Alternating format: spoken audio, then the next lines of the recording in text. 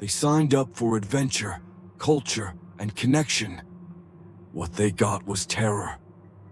In this chilling trio of true au pair horror stories, 3 young women travel abroad for a once-in-a-lifetime experience, only to encounter something far more sinister. The boy with the dead eyes. When I first set foot in the United States, I was 20 and wide-eyed with hope. I had grown up in a quiet town near the Loire Valley, surrounded by vineyards, cobbled streets, and the scent of lavender in the spring. America was a dream, a shiny new life, an adventure I'd been longing for. I wanted to travel, improve my English, and maybe discover a new version of myself along the way. The Joseph family lived in a picturesque neighborhood in an unnamed town. You know the kind: tree-lined streets, pristine lawns, SUVs in every driveway. I was placed in their home through a reputable agency. On paper, everything was perfect. Mr. Joseph was a financial analyst, constantly away on business. Mrs. Joseph worked from home and seemed polite, if a little distant. They had 2 sons, Brock, 12, and Brandon, 9. From the moment I met Brandon, I felt unsettled. He was pale, his face almost doll-like, with glassy blue eyes that never seemed to blink. When I extended my hand to say hello, he just looked at it. Then he looked at me, lips slowly curving into a smile that didn't reach his eyes. "Are you the maid?" he asked. "No, I'm here to help take care of you," I replied in English, trying to sound cheerful. He didn't respond, just watched me like I was a specimen in a jar. At first, I told myself he was just shy, or maybe neurodivergent. I was trained to be patient. But over the next few weeks, that patience was tested in ways I never imagined. He lied, constantly. Once, he accused Brock of trying to choke him in the kitchen. Brock had been at soccer practice. Another time, he told the neighbor that his parents locked him in a closet at night. One afternoon, he whispered to me, "The last girl ran away. They never found her." I tried to laugh it off, but something in his tone chilled me. About 2 months in, something happened that made me question everything. I came home after running errands. The boys were at school. As usual, I checked their rooms, then headed to mine. I pulled back my sheets to find a nightmare waiting. Dozens, maybe hundreds, of thumbtacks carefully embedded, points facing up, covering the entire mattress. My knees buckled. The mattress cover was riddled with pinholes. My hands were shaking as I picked up the tiny silver weapons. I thought back to earlier that day, when I'd caught Brandon peeking through my door as I folded laundry. I had closed the door without thinking much. Now, I understood. That wasn't curiosity. It was planning. I didn't tell the Josephs. I was afraid. Afraid they wouldn't believe me. Afraid they'd think I was exaggerating. Afraid they'd send me back. I cleaned it up, threw the thumbtacks into the garbage disposal, and turned it on, watching them grind into dust. After that, Brandon grew bolder. He followed me around the house, always silent, always watching. I'd be making soup, and I'd feel him behind me. I'd turn, and there he was, standing in the doorway, unblinking. At night, I started locking my bedroom door. I pushed a dresser in front of it. Then came the rabbits. I had taken up gardening in the backyard, partly to stay sane. One sunny afternoon, I caught a foul odor near the fence. The soil looked fresh, recently disturbed. I dug with my small trowel, curious. 3 rabbits. Dead. Mangled. One had string tied around its legs. All had been partially buried in a shallow grave. I screamed. Mrs. Joseph came running. When I showed her, she paled. She called Brandon over. He said, "Wasn't me." That was it. She patted his head and said, "Probably some neighborhood boys." Then she sent him inside and asked me to help her wash vegetables for dinner, just like that. I barely slept that night. A week later, I woke to a sound in my room, floorboards creaking. I sat up in bed, heart pounding, and saw a figure at the foot of my bed. It was Brandon. He was holding a knife. For a split second, we both just stared at each other. Then I screamed. The lights flicked on. Mr. and Mrs. Joseph ran in. The knife was gone, hidden under the bed. I pointed to it, begged them to look. Mr. Joseph retrieved it. Brandon just smiled and said he was sleepwalking. Sleepwalking. With a knife. They believed him. Mrs. Joseph even asked me, "Are you sure you're not overreacting?" I wanted to cry. I was shaking, on the edge of a breakdown. The next morning, I was accused of stealing a pearl necklace. Mrs. Joseph claimed she found it in my purse, one I had left zipped in the kitchen. Brandon stood in the hall smiling. I was fired on the spot. No questions asked. I flew back to France the next day. I didn't tell anyone the full story for weeks. The shame, the fear, it swallowed me whole. I thought I had failed. I thought my chance at a new life had died in that house. Years later, I came back to America under a different visa. I've built a life here. I've made peace with most of what happened. But sometimes when I close my eyes, I see Brandon, still watching, still smiling, still holding that knife. Sebi and the screenshots. I came to the United States not just for work, but for a kind of reinvention. Back in Germany, life was predictable, small town quiet, familiar routines, the kind of place where everyone knew what you'd be doing 5 years from now. But I wanted more. I wanted culture shock, language immersion, growth. So I signed up to become an au pair in California. The family I worked for lived in a wealthy suburb just outside San Francisco. Their house was a dream. Vaulted ceilings, a backyard with lemon trees, even a home theater in the basement. The kids were sweet, the parents kind, and best of all, the area was full of other au pairs like me. Within a week, I had made friends with 2 girls from Brazil and another from Sweden. And then there was Jennifer, an American, bold and funny, with a laugh that could wake the dead. She became my best friend. Every Tuesday, we went to Tap, a local bar near the college campus that played cheesy Europop and had half-off drinks for Taco Tuesday. It became our little tradition. And it was on one of those Tuesdays that I met him. He was tall, with curly brown hair, and an easy confidence that made everyone around him seem unsure of themselves. "You're German, right?" he asked, barely a minute after walking up to the bar beside me. I was taken aback. Most people guess French or Dutch. I smiled. "Yes. How did you know?" "I've been to Bavaria," he said, tapping his glass. "It's the accent. You don't hide it well." His name was Sebi. We talked for an hour that felt like 10 minutes. He asked me about my life, my favorite places back home, my thoughts on California. He seemed genuinely interested, not in a flirtatious way, but in the way people are when they care. I liked that. I liked him. Later, I introduced him to Jennifer. His friend Hunter came over, and the 4 of us ended the night dancing like idiots to Fisher's Take It Off.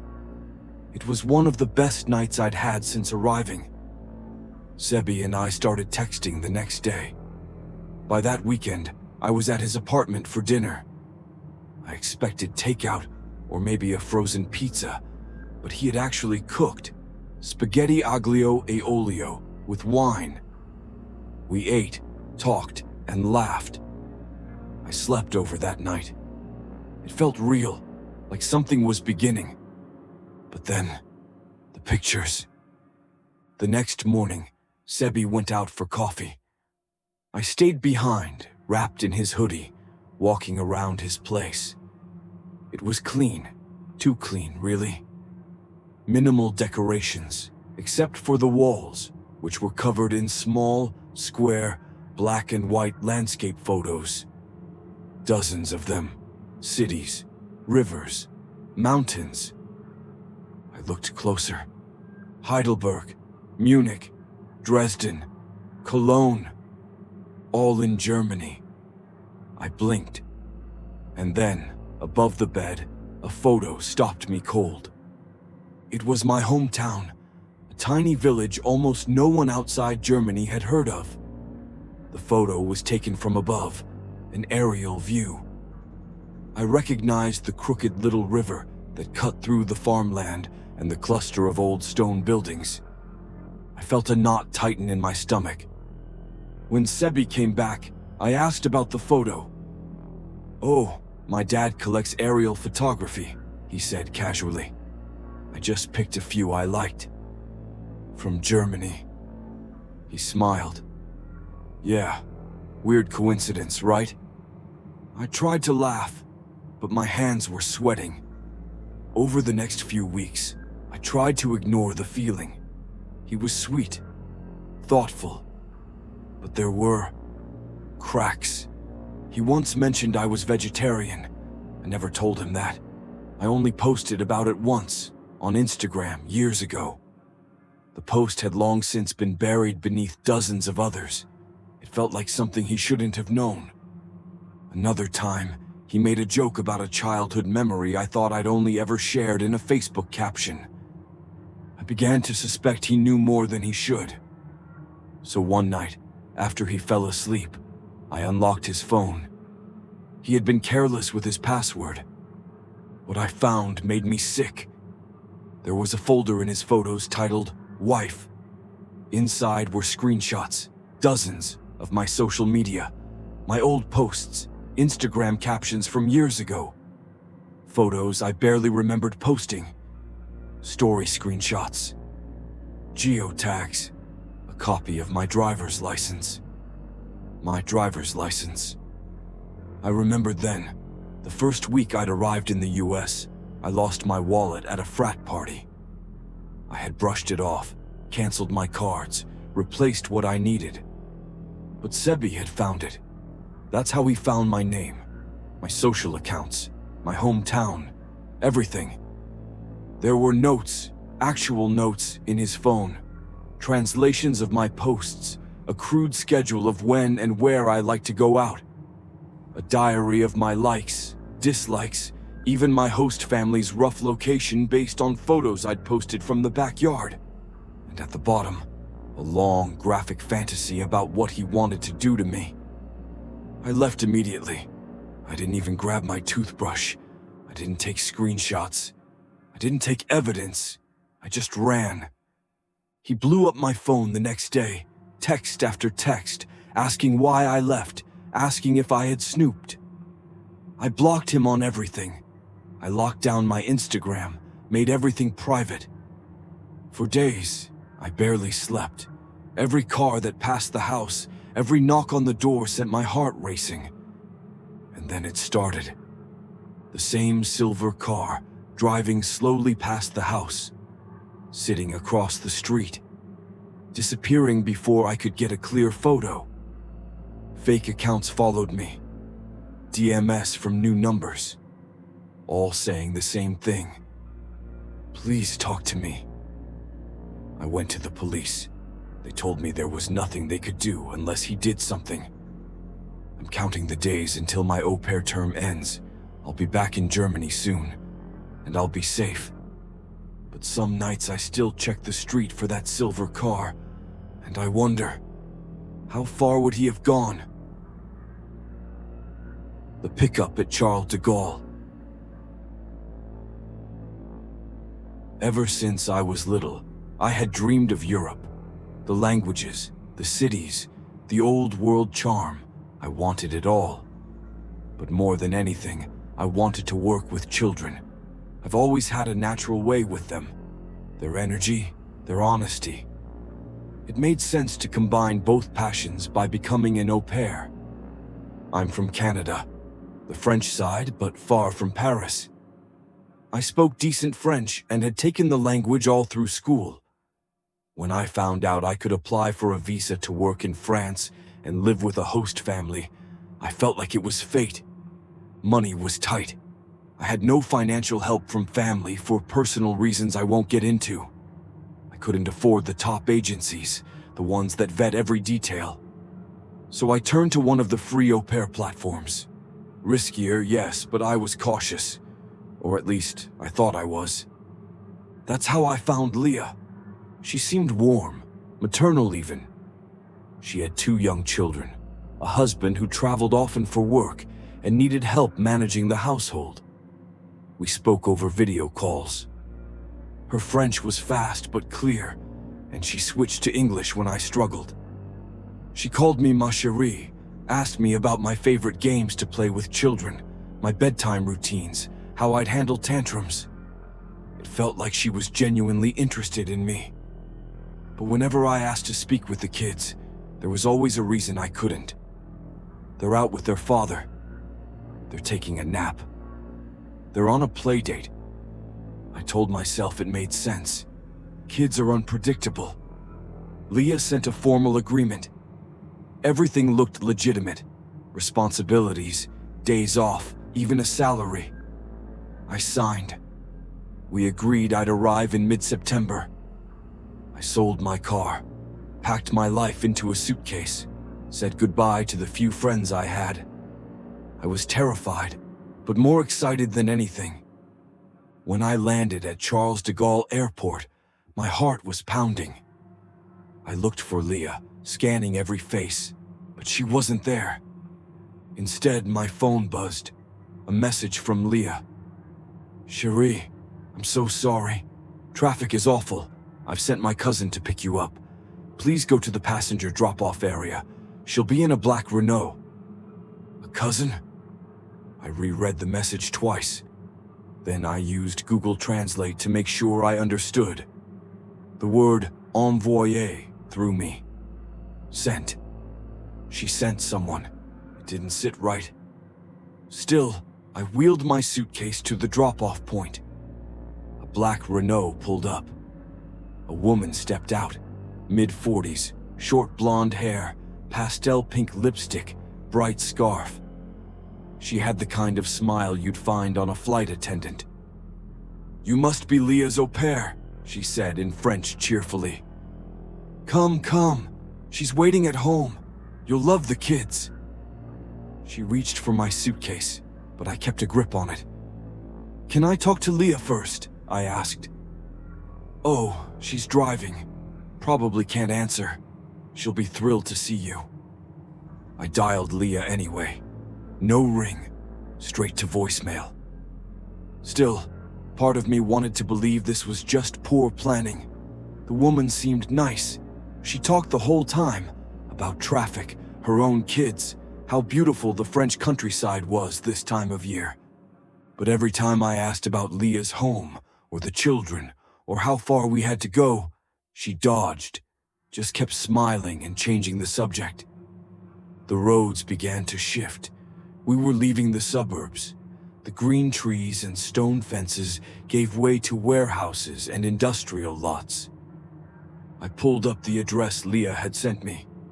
We were nowhere near it. "Where are we going?" I asked. "A shortcut," she said. "Don't worry." My palms were sweating now. I glanced at the speedometer. We were going just under 50. Fast enough to be dangerous, slow enough that a sudden stop might not kill me. "I want to go back to the airport," I said. "Relax," she replied, her tone still chipper. "You're overthinking." "Number, I'm not. Turn around." She didn't. I looked at the door handle, then at the road. No other cars, no pedestrians. But when the car slowed for a roundabout, I took a chance. I flung the door open and jumped out. I scraped my palms, my knees hit the pavement, my suitcase flew behind me. The woman didn't drive off, she just sat there, like I was the crazy one. I scrambled up and pulled out my phone. I called my mom in Canada, sobbing, explaining what had happened. She told me to get away from the car and stay visible. I backed toward the road shoulder. Through the windshield, I saw the woman speaking rapidly into her phone, too fast and in a language I didn't understand. It wasn't French, and it definitely wasn't English. That was when I knew. She wasn't Leah's cousin. She wasn't anyone's cousin. I shouted that I was calling the police, that I had her license plate, that if she didn't leave, she'd be arrested. She stared at me for another second. Then, without a word, she got out of the car, tossed my suitcase onto the shoulder, and drove off. I stood on that empty street for what felt like hours. Eventually, I hitchhiked, something I swore I'd never do, with a delivery truck driver who dropped me off near a friend's apartment in Paris. I collapsed in their doorway, shaking. They took me in, fed me, let me shower, helped me call the police. The investigation revealed everything. There was no Leah, no registered host family under that name. The number she used was a prepaid burner phone. The photos she sent me of her children, pulled from Pinterest and parenting blogs. I wasn't supposed to be anyone's au pair. I was almost trafficked. It was a setup from the beginning, polished, friendly, rehearsed. From the carefully worded emails to the charming video calls, everything was fake. If I hadn't trusted my gut, I might have been one more missing person poster in a foreign country. I returned to Canada, bruised in more ways than one. But I didn't give up. After months of recovery, emotional, financial, psychological, I applied through a verified agency. One with security checks, interview vetting, the works. I made it back to France. I'm here now. I've been living with a lovely family for almost a year. I still flinch when strangers smile too wide. I keep my phone location off. I never take rides from anyone I don't know. But I'm alive. And that's more than I can say for the girl they were really hoping I'd be.